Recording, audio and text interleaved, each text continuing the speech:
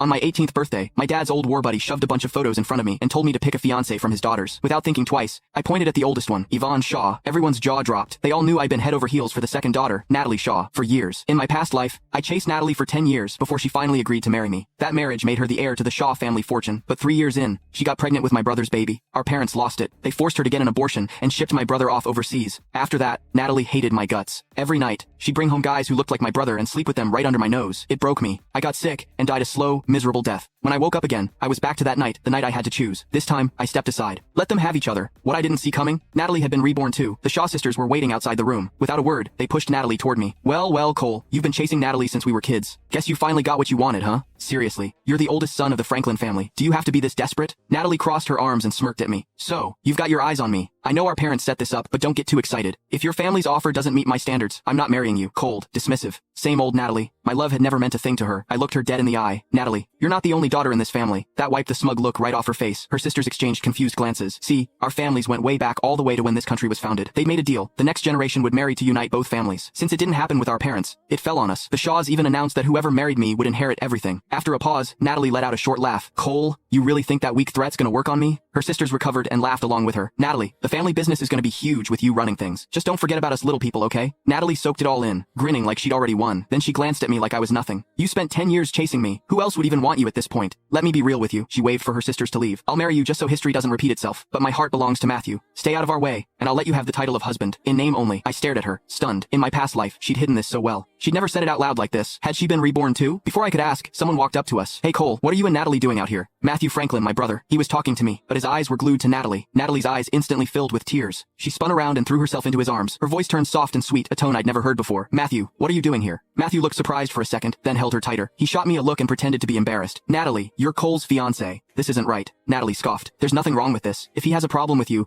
he can forget about marrying me. She grabbed Matthew's hand and walked off without looking back. I rubbed Yvonne's photo between my fingers and smirked. Natalie, I was never planning to marry you anyway. The party was winding down. Most guests had left when Natalie and Matthew finally showed up again. Natalie had changed into a high-neck dress. Matthew had faint marks on his neck that told the whole story. The tension between them was so obvious, you could practically smell it. The old me would have lost it, stormed over, made a scene. But I'd seen this play out 100 times in my past life. I was numb to it now. I knocked back my drink and turned to leave. When Natalie saw I didn't care, she frowned. For the first time ever, she called out to me. Cole, what's your problem? I'm your fiancé. Matthew's your brother. You're just gonna leave without saying hi? Where are your manners? Apologize to us right now, or you're not getting your birthday present. She was holding a small ring box. Matthew took it from her and waved it in my face, smirking. Cole, Natalie had this made just for you. She put a lot of thought into it. I looked at the box. That's when I noticed the custom ring on Matthew's finger. Same logo as the box. I laughed bitterly. A lot of thought? Looks like that ring on your finger got more thought than whatever's in there. Matthew could barely hide his grin. He put on an innocent face. What? No way. This was just a freebie that came with your gift.